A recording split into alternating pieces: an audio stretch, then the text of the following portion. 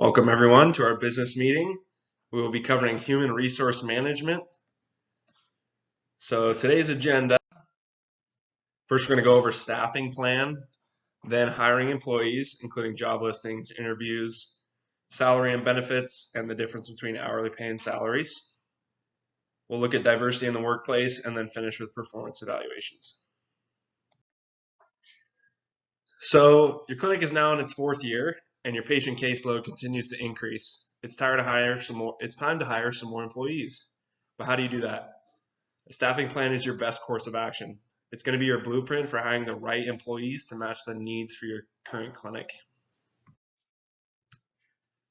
More specifically, a staffing plan is a strategic set of plans to assess the needs of your business and develop action to fill any gaps in employment in order to meet the business goals. So your staffing plan identifies what are your business goals, how many people do you need, what type of experience do these people need or skills, are there any current gaps in your skill set that your employees have, and how can you fill those? Staffing can apply to the entire business or just one section. So for example, if a company wishes to hire someone to improve their advertising, they may just hire employees dedicated to that subsection, or it could be the therapy section. The staffing plan can aid in reducing business costs, eliminating skill gaps, improving customer experience, and overall streamlining your business growth. The main goal is twofold: determine the exact number of positions needed and determine which skill sets are needed to fill those positions. So the first step in a staffing plan is to identify the business's upcoming goals. So let's use the example of an ice cream stand. Little Jeff owns an ice cream stand and he is very successful. So successful that he cannot handle the large amount of customers he serves every day from his one-person location. His goal is to expand the business to hold a monopoly in his neighborhood on the ice cream businesses. In order to do that, he sets his goals to increase his business staff size. He knows that the more salesmen he has, the more ice cream he can sell. He also knows he wants to add a new ice cream flavor to provide more services. He creates an operating plan with a timeline of his expected events and the staff that's needed at each time point. We know that his goal is to increase sales and develop new products. So what's next? It's important to assess the current employment situation within your business and identify any gaps that should be filled. So to do that, you would identify current staff numbers and any teams they're in, skill sets within each group, any high performers that are poised to be leaders, flight risks such as people who may quit, or advanced age employees who are nearing that retirement age. Those would be gaps you would need to fill. The data can be pulled from human resources if that's available in your clinic. So let's go back to our ice cream stand example. At this point, Jeff's ice cream business, he has one employee, himself. Makes it pretty easy for him to assess his current staffing situation. He'll get back to it right after nap time. In a physical therapy business, small clinics initially may have one individual who wears multiple hats, such as marketing, sales, treatment, and even maintenance. Being able to identify individuals who have a variety of skill sets to help fill multiple positions could be helpful. But remember to think about the time and energy it takes to fulfill one of those positions. For example, it'd be difficult for a single PT to be involved in marketing, as you might be spending so much time with patients. Remember not to stretch your employees too thin. Step 3, you make predictions about the future needs of your company. You should include the following items: goals for your business, turnover rates, how often do your employees move on to other opportunities, quit, or retire, expected mergers or acquisition. Are you in the market to buy another clinic? That would require a whole set of staff. Do you want to hire new members or maintain the ones that the previous owner had? Think about new product launches. Do you plan on adding wellness and personal training? That would require a specific skill set and more employees. Any business investments you're making, changes to the economy, competitors in the area. What's the cost of labor?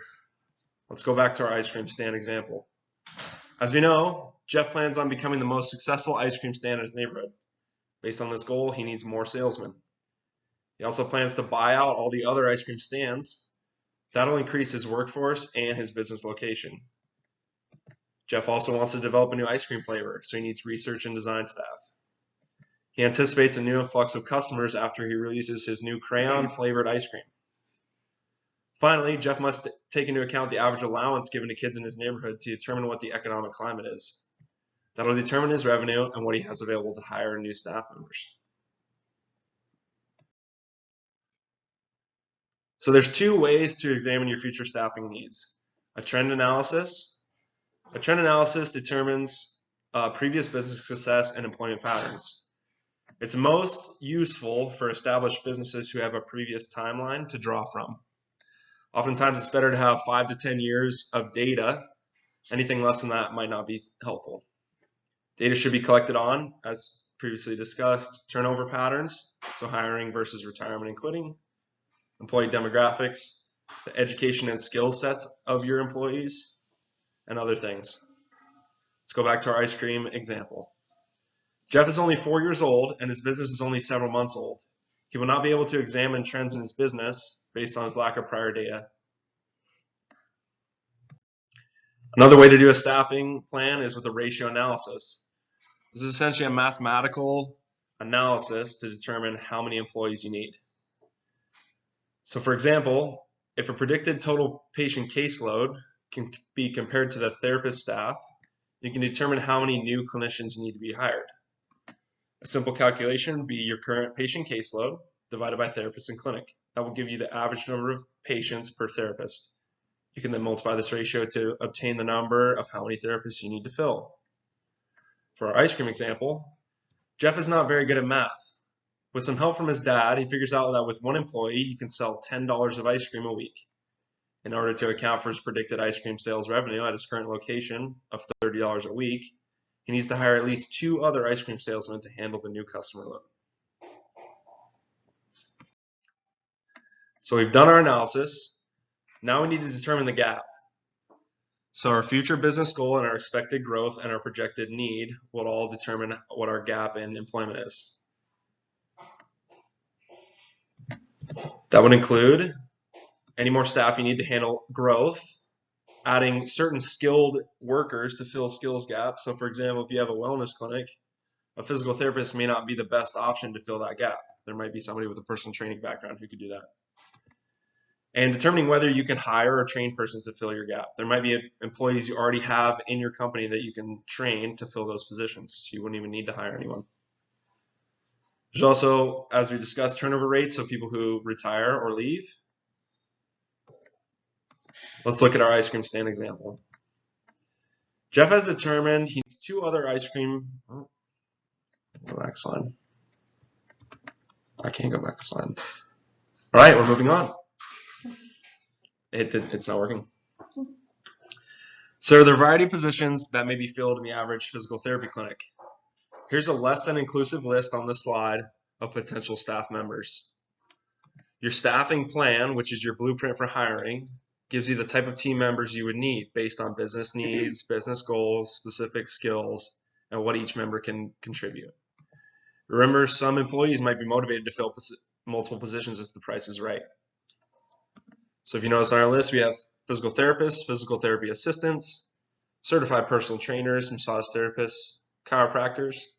Don't forget all the administrative things like receptionists, billing, human resources, accounting, marketing, and others. So how do we decide the difference between hiring a PT versus a PTA? When deciding between hiring, there are several factors to take into account.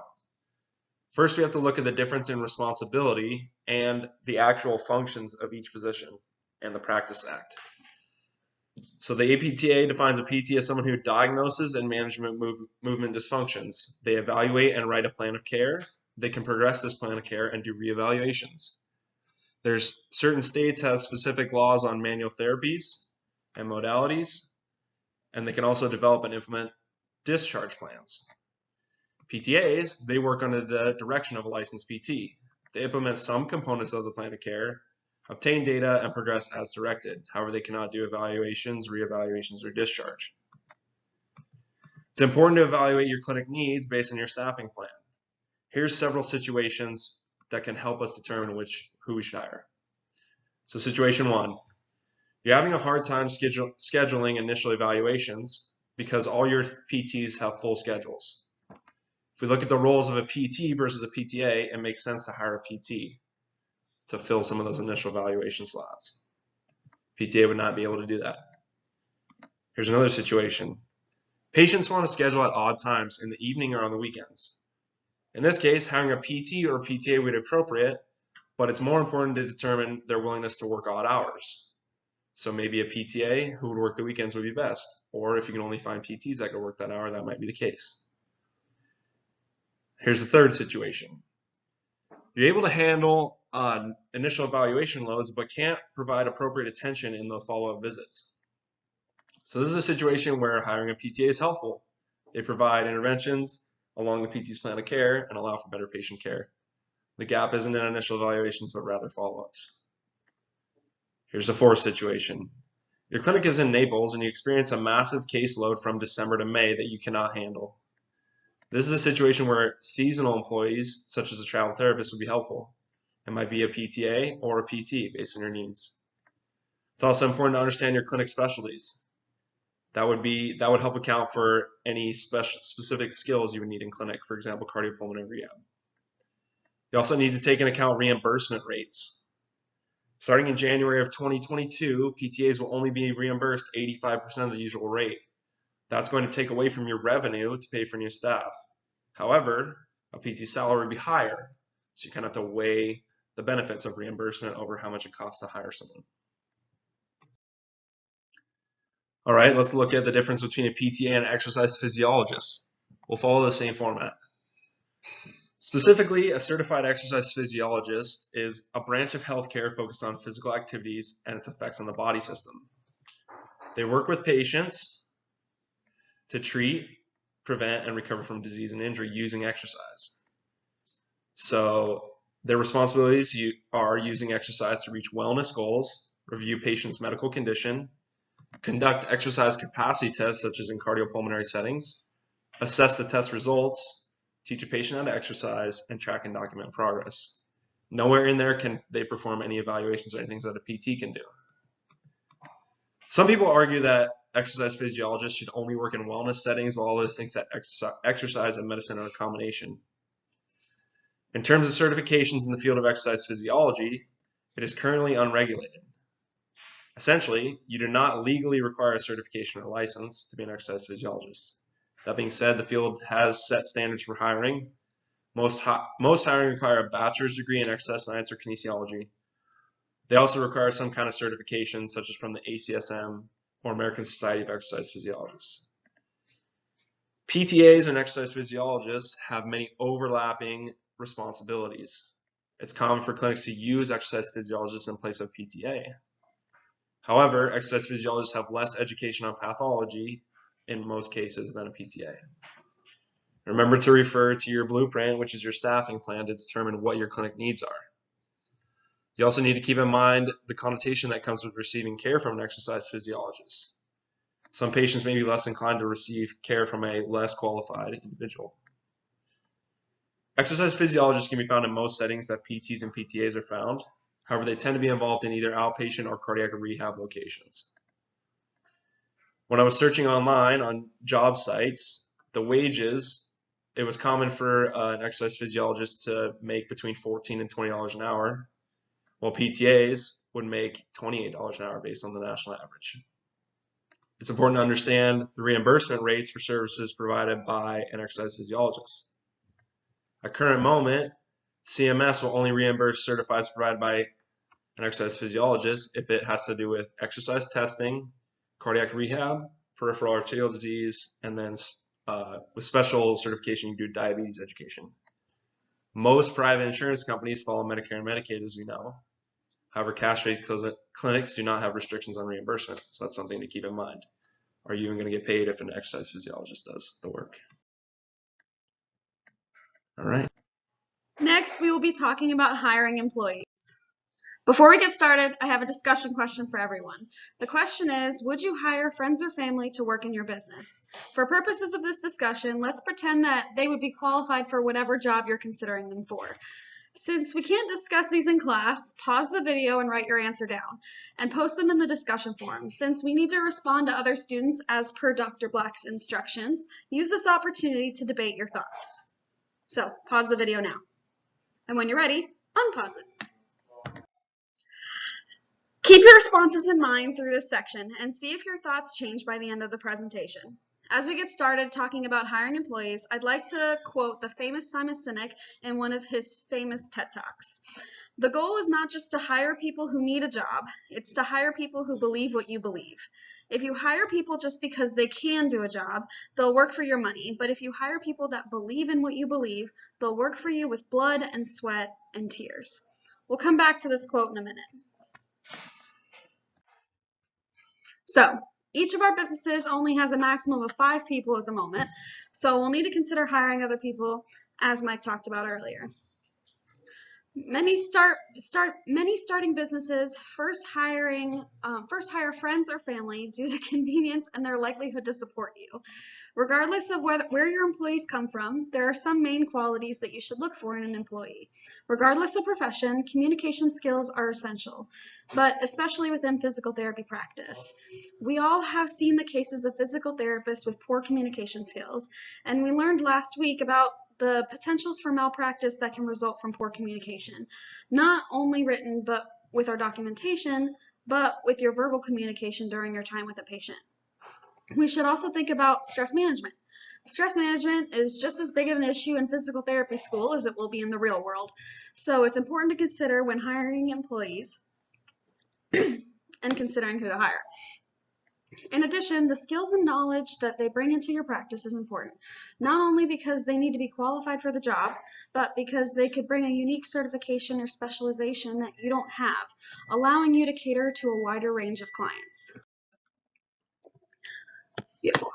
Now that you know the basics of what to look for, we need to put that all in writing. A job listing can take many forms, but they all contain the same basic list of information.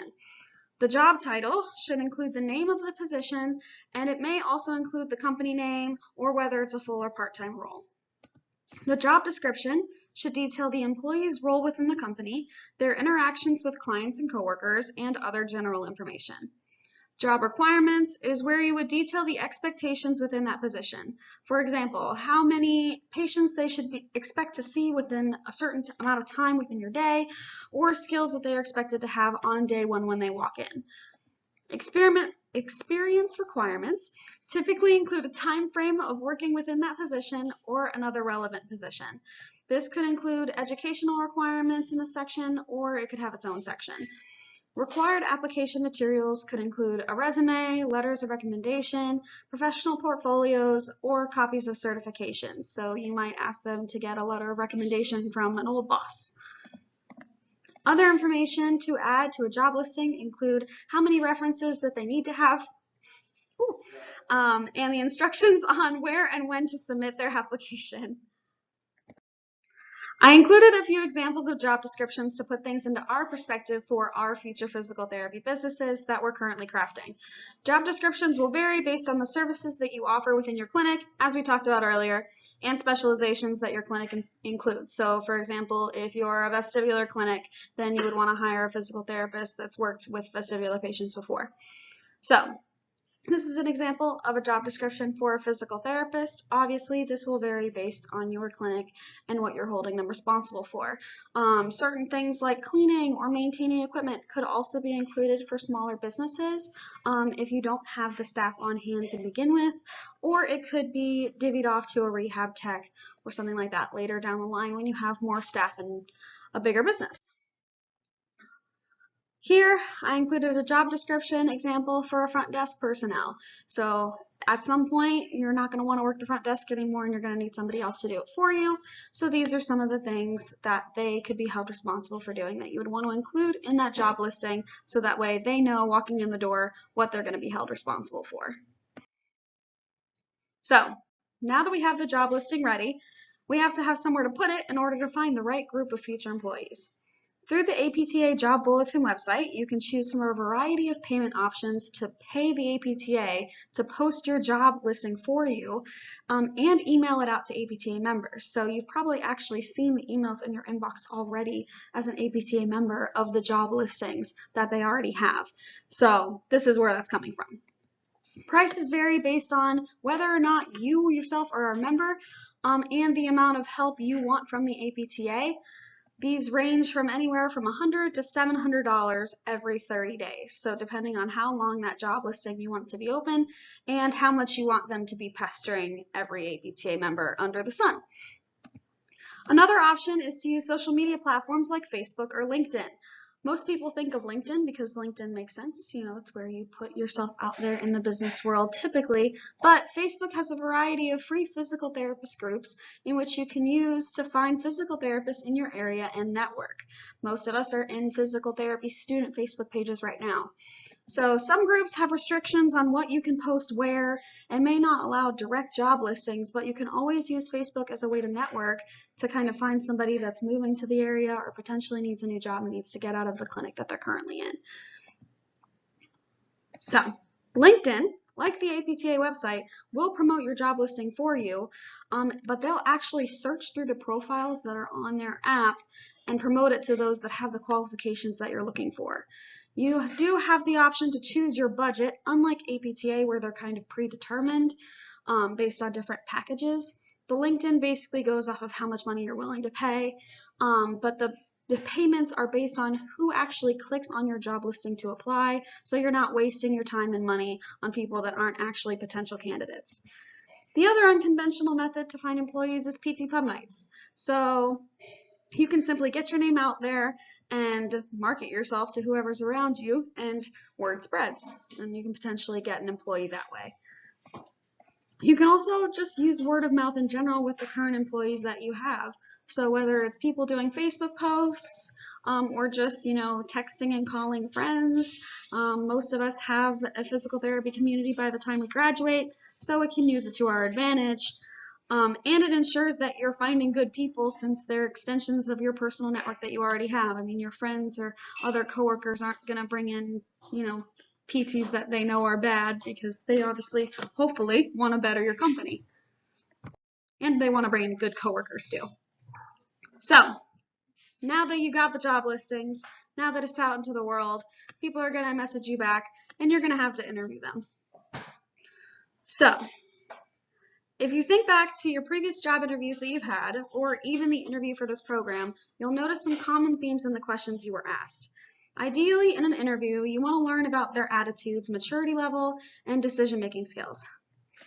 So you want to ask about their qualifications, and a common question is like, what is your best asset, whether it's your communication skills or manual therapy techniques, things like that. You can also talk about what they plan to contribute to the company and their prior work situations. So if they're talking a lot of negative things about their past work company, it could give you an idea of what baggage they're bringing into the door, kind of the way you would interview a potential relationship on a first date. There are certain things, though, that you shouldn't ask for obvious reasons. You shouldn't be asking about their age, race, or ethnicity, or personal situations, sexual preferences, or disabilities, because that is a lawsuit waiting to happen, and it will come back to haunt you later. So, if we go back to this quote from Simon Sinek, he discusses that you should hire people that believe in what you believe. In that way, you need to ask questions that dig deeper and get at what really drives them to do what they do. By asking these deeper questions, you can tap into their vulnerability and achieve a deeper connection with your future employees. Remember that people who believe in what you believe will work harder and better than those that just work for a paycheck. So, once you find the right employee for the job and you hire them, then you have a series of paperwork. The Employee Handbook is a large document consisting of 4 major sections: introduction, employment policies, work policies, and benefits. There is an incredibly long list of each thing that could possibly be included within these sections. But for the purposes of this presentation, I tried to include the most significant from a legal perspective, since this is a legally binding document. So there are certain catchphrases that you need to use and certain things that you need to keep in mind with this document. So, in the introduction, you should include your mission and vision statements that you created at the beginning of the semester for your company. That's pretty much the simplest out of the four. For employment policies, you want to include an equal opportunity employment statement. This basically says that there was no discrimination within the hiring process. So you're stating that you didn't ask about their age, didn't matter if they had disabilities, you weren't asking about their sexual preferences or their ethnicity or different things about their background. You're ensuring that everybody that could have applied had an equal opportunity, and you were purely going based on their qualifications and actual things that you're allowed to choose based on. You should also include an at-will employment statement. So this statement is a legal statement, like many things in this document, that say that you can dismiss the employee for any cause, at any reason, at any time. This should be included for sure. If there's anything that you should not include, this is definitely one to underline and bold and make sure that is in your employment handbook. It is definitely legally binding and it is required by law. Employee status of part or full-time, the hours that they should work within a week, the standards of conduct that you're holding them to, the hours of operation of your business, and information regarding overtime should also be included in this section. There's also other things as well. This is just a brief list. So, though it doesn't seem brief. The work policy section should include CPR certifications, vaccination information, and HIPAA compliance policies. Specifics towards the daily life in the clinic, like scheduling, uniforms, equipment use, and smoking and alcohol policies should also be included in this section. Information about work injuries and workers' compensation should also be included here specifically. So this is basically, in this section, is everything in the day-to-day life of your employee, what they need to know to survive a day's life at work.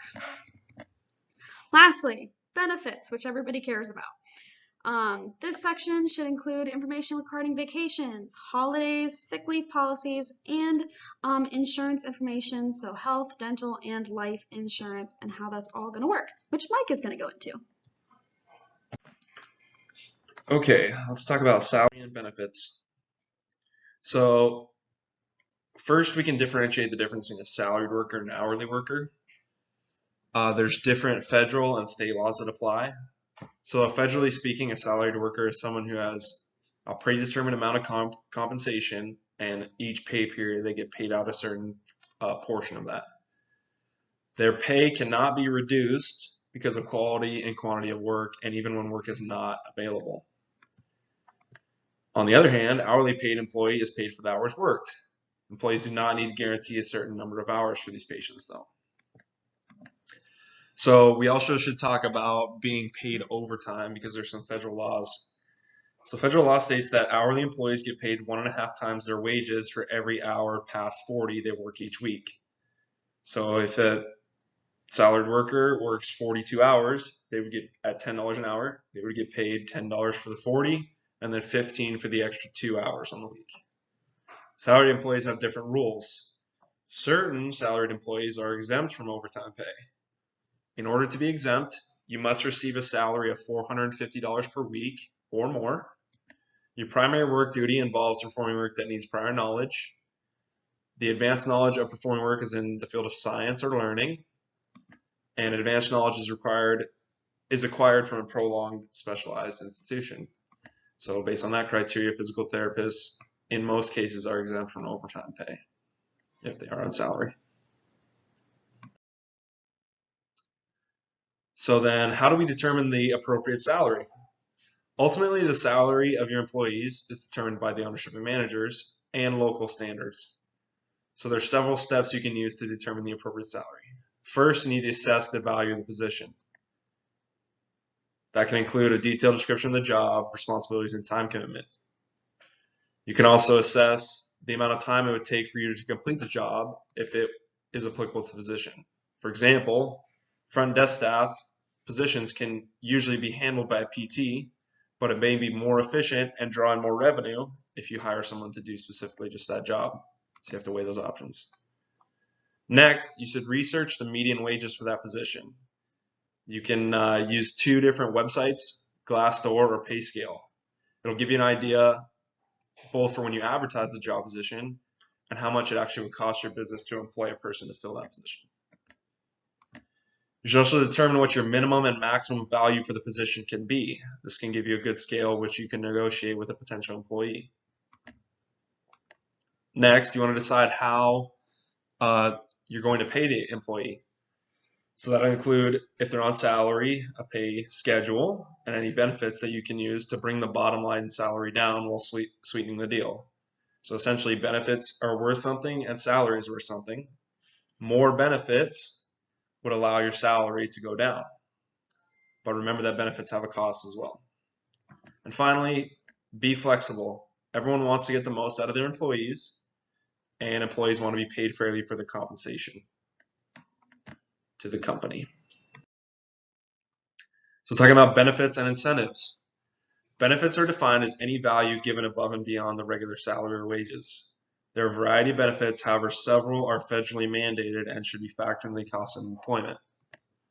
Federally mandated benefits are Social Security, unemployment insurance, and workers' compensation insurance. For Social Security, employers withhold federal and state income tax and pay a matching amount of Social Security and Medicare tax. There's no personal income tax in the state of Florida, however. Unemployment insurance varies from state to state, but in general, the employer pays a tax when the employee becomes unemployed to help with those insurance benefits. Also, if your company has over 50 employees, they are all under the Federal Medical Leave Act.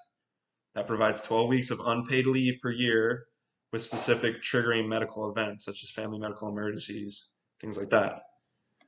The employee is protected, their position is protected, but they're not paid, so it's unpaid leave.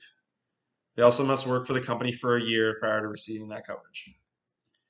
Other common benefits that can be seen are time off, medical insurance, wellness benefits, or even things like tuition reimbursement, retirement planning and 401ks, and many more.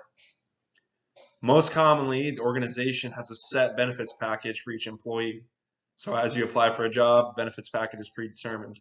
In some cases, employees are allowed to choose their benefits, but it's more common to see the organization have set benefits. An example of a benefits package offered by Select Physical Therapy, which is a national outpatient chain, is health insurance, life insurance, paid time off that carries over into the next year, disability insurance, and tuition reimbursement. Not everyone is eligible for every benefit, but rather can negotiate. When comparing the benefit package of a private outpatient clinic and a hospital, there's such a wide variety, it was hard for me to be able to show you a specific package. You need to keep in mind that the more resources you have as a company and the more revenue you have, the more you can offer, both as salaries and benefits. So what's the average salary and benefits for a therapist in the state of Florida? According to salary.com, the average salary for a PT is $83,000 a year. The chart on the right shows you the median cost for each of these specific benefits and what it would cost for the company if your employee has one of those benefits. As I said before, benefits have a cost to the company and are worth value to the employee. Benefit packages vary widely, and compensation is something you should account for.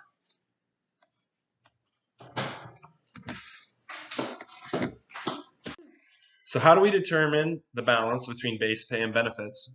As I explained previously, salaries and benefits cost money to the employer. The benefits are also worth value to your employee. So this can give you an idea of how much it costs to hire an employee. So the total employee compensation calculator, which is linked below, gives you an idea of the total value of the position. For example, if your salaries are low, but your benefits are high, your value might be the same as if your salary is high, but your benefits are low. You can commonly use this total compensation value for negotiating when hiring employees. So you might have a low salary advertised, but the benefits might be worth up to $100,000. So how do you get help with human resources? There was a question on Canvas about outsourcing these things. So human resources is a division of your company that's responsible for recruiting, screening, interviewing, and placing your workers. Usually larger companies will outsource their human resources. They also do things like payroll, benefits, and even training. So if you wanted that completely taken out of your hands, there's some options. Companies that can help include Accenture HR Services, ACS Global HR Solutions, Administaff, and many more. A quick Google can help you find them. Okay, diversity in the workplace. Generally, what does diversity mean to you? Take some time to think about what diversity is and kind of where you've seen this experiences in your life, whether it's at work, in the clinic, in our own classroom. But mostly diversity is just simply a range of differences, and in reference to your clinic, differences within people in an organization.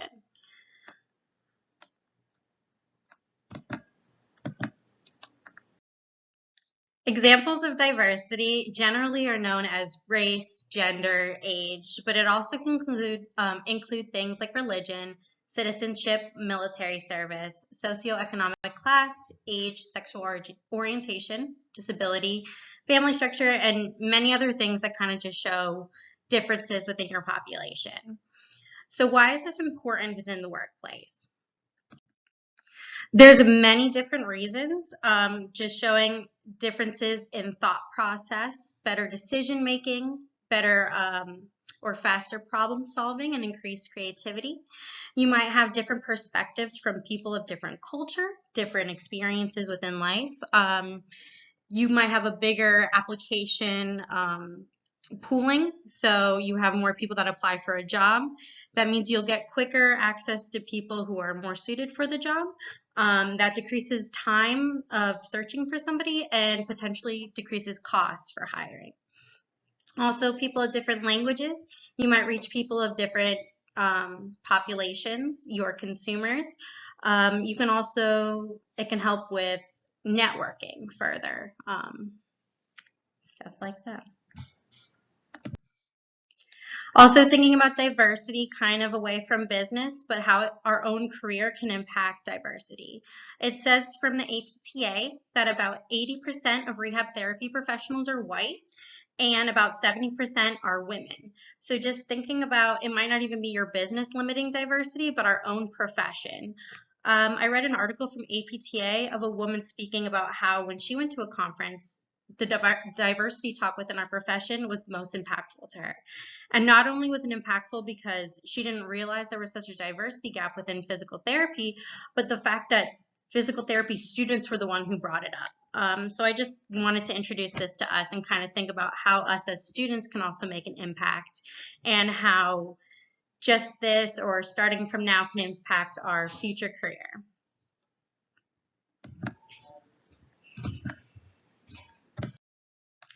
So how do you manage workplace diversity? A big thing within any managing processing is communication. You want to make sure you have proper communication with your employees. You want to make sure that they are understanding that there is understanding of effective communication, that your policies, your procedures, and your safety rules and other important information is designed to overcome language barriers and cultural diversities, whether that's through pictures, and just making sure that all these rules are and communication is clear among people of all diversity populations within your community or within your facility. You also want to make sure you're treating everyone as individuals. Make sure that you are managing someone by their own merits rather than their difference in diversity. Also encourage your employees to work in diverse groups. This might facilitate a lot of those things that I previously talked about, why diversity is important. Better facilitation of problem solving, maybe bring different perspectives, different ideas, different treatment options. Maybe they had different resources or where they learned their physical therapy skills and treatment. Also, you want to make sure they have a base standards on objective criteria. So mostly that there is a set objectives and rules stating for your employees to reference where these kind of diversity rules are. What are your policies on tolerance of people's behavior, and then kind of how do you approach diversity conflicts within the office. And lastly, be open-minded just for yourself, kind of not making those assumptions or stereotypes of somebody of a different culture, age, socioeconomic class, whatever the diversity might be. Kind of just keeping an open mind and basing people on their character and their qualifications.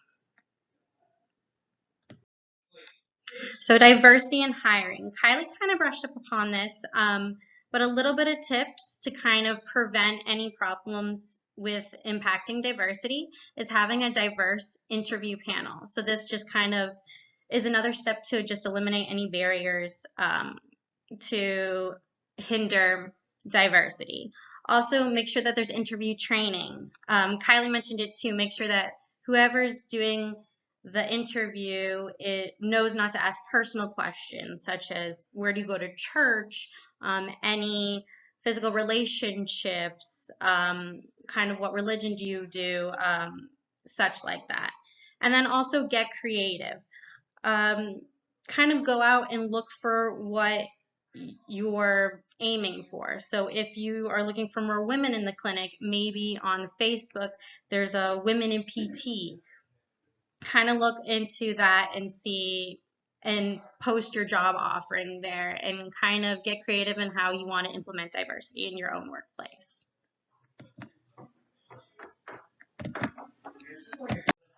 So with diversity, you want to make sure that there's policies and practices in place within your facility. So we want this to protect employees' rights and it's compliant with government regulations.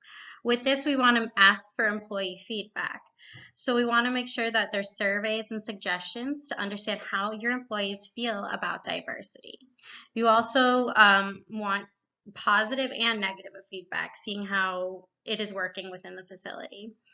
Also be ready to adapt and change according to this feedback. So if anything, any diversity issues occur that are obstructive to your, or any other employee behaviors are obstructive to work, how are you going to change and adapt these rules and regulations?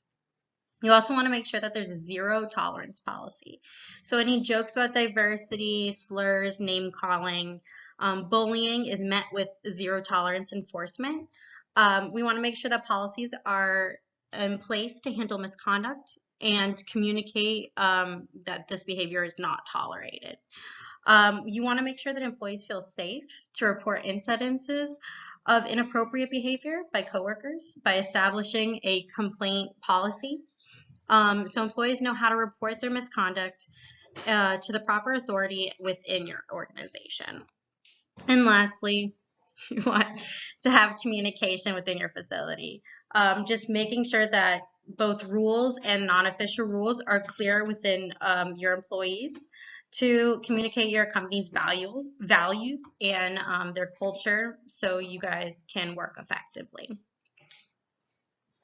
Also, how do we do this?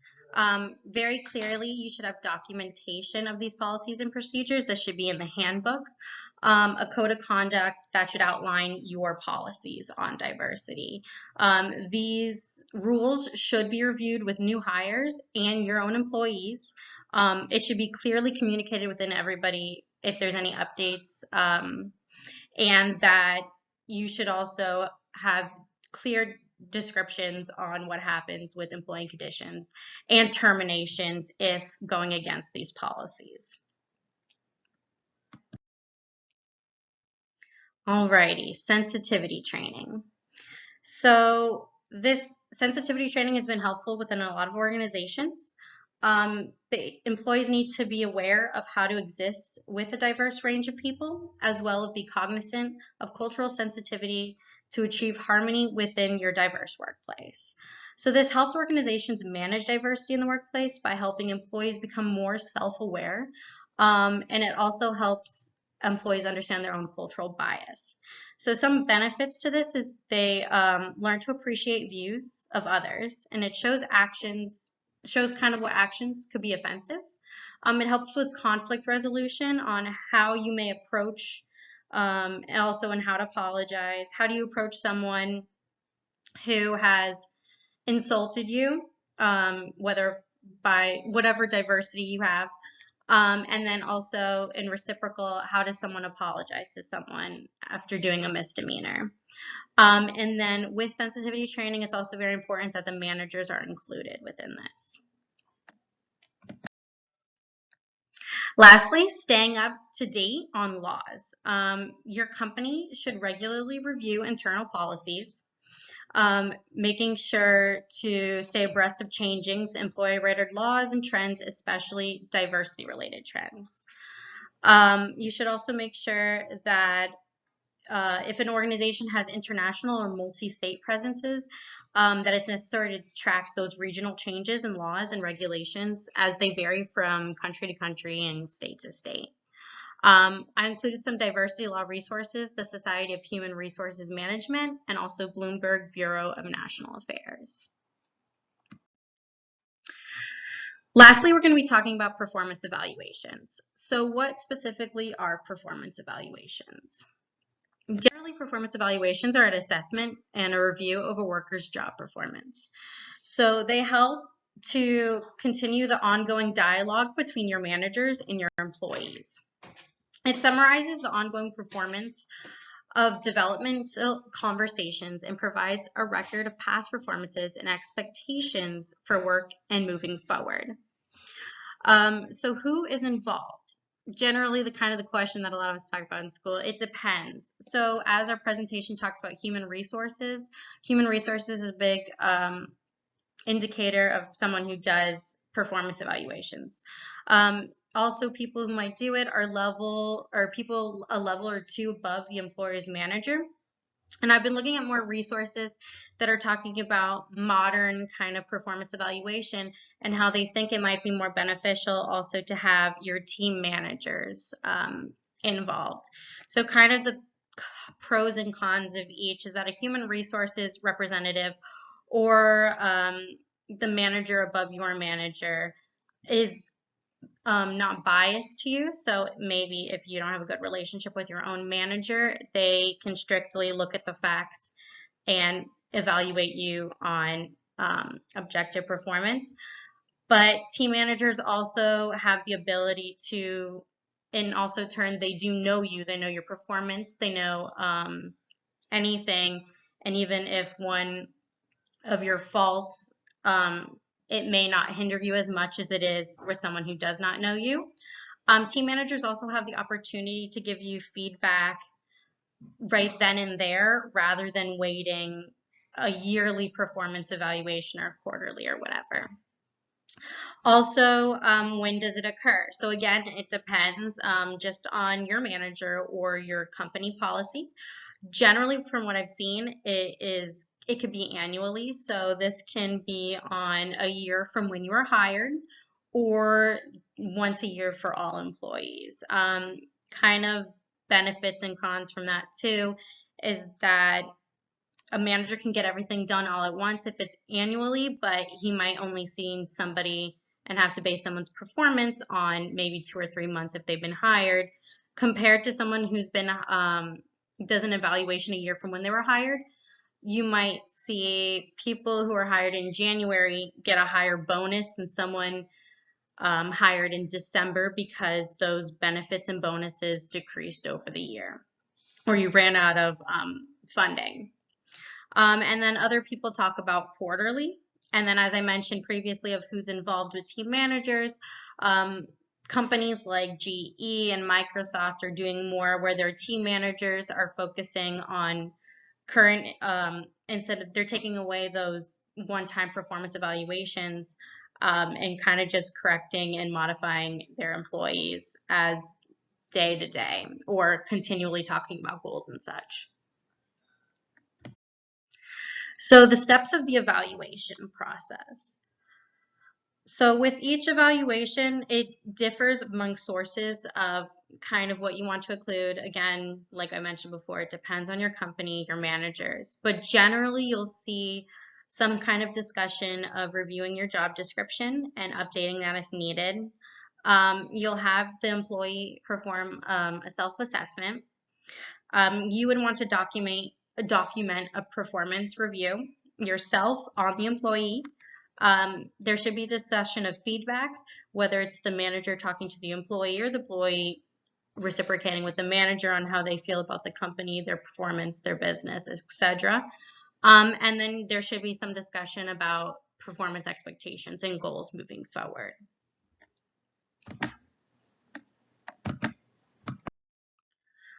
So best practice. So best practice through performance evaluations should focus on having that open feedback. So this shared responsibility between you and your employees, what you have is collaborative and that it's open. Also, you should have some recognition for your employees' contributions, and then also provide coaching for how they can improve further. There should be an alignment of individual tasks to team and its correlation to the department goals. A clarification on expectations and resources, and then some follow through, a commitment to continuous improvement and follow through with performance. There are a few types of performance evaluations commonly discussed within performance evaluations. There are the rating scales, management by objectives or MBO, and the 360 model. So the rating scale is common from what we actually see from our outcome measures. Its employees are graded on a rating scale. So I provided some examples on the side. And the benefits of this is there's an equality of assessment, and it's very beneficial in comparing a large amount of individuals to each other. Compared to other methods, it's better for large companies, especially with individuals of similar roles. It's also very scientific and streamlined. Because it's filled out within a rating scale, it is quicker than establishing goals, which I'll talk about next, or the whole 360, getting feedback from a variety of people. And there is a variety of examples available and resources to get different rating scales. So MBO, what this focuses on is assessing your company and your employees' SMART goals. So SMART is very similar to what we talk about with our own patients. These goals are specific, measurable, attainable, relevant, and time-based. And benefits for this type of appraisal is that it's very collaborative. It's selective to just what the employee and the manager talk about, what their goals are, and how that individual's goals can reflect to the company's goals as well. They're also very easily established, especially if it's something that's kind of cohesive with your department's goals, and if it's something that other employees have also established as well. Compared to other methods, it is less time consuming compared to the 360 method. It is a little bit more time consuming than the rating scale. There as well is a variety of examples available. This is more suited for small companies, and it is based more off of merit. Lastly, there's the 360 method. So this one depends on feedback from a variety of individuals. So you might be looking at immediate superiors, the top management, your customers, your peers, your own employees, just getting a variety of feedback from a bunch of individuals on the employees' technical, their performance at work, their character, and their behavior. So benefits for this is there's a larger margin of error. So there's no risk for you having maybe a bad appraiser, or if you and your manager don't get along. This kind of gives a 360 view on your performance at work. It's also very effective for individuals of various roles, and then they also have various responsibilities within the work. So it kind of gets a full view of how they perform in each role and how they perform with each responsibility. Also, compared to other methods, it prevents, as I said before, the danger of a bad assessor, but it is more timely. Lastly, going through the review. So when we go through the review, we want to prepare for it before, during, and after. So we want to have a performance review. We want to make sure that it's clear, concise, professional. If we're referencing anything, that it's a concise example. You want to review accomplishments, strengths, obstacles, and how your employee can develop. You want to make sure that the message is overall conveyed and clear when you start the meeting. You are responsible for setting where this meeting is going to take place and the amount of time that it's going to be. And you also want to be able to be prepared to provide feedback and then also receive feedback. So during, same thing, you want to review those goals, your company goals and your employees' goals and their role and their expectations at work. Review their successes, and then also talk about their obstacles. And then collaboratively, you guys discuss your SMART goals and how you guys can progress further. Once again, bringing back that feedback and helping your employees succeed. Lastly, there should be some record of notes of what the meeting went on. Reflect on that feedback. If there's anything that needs to be changed, try to implement those results. And then also following up with your employee, seeing how they're going, progressing with their expectations, with their further goals, how they are progressing from the meeting.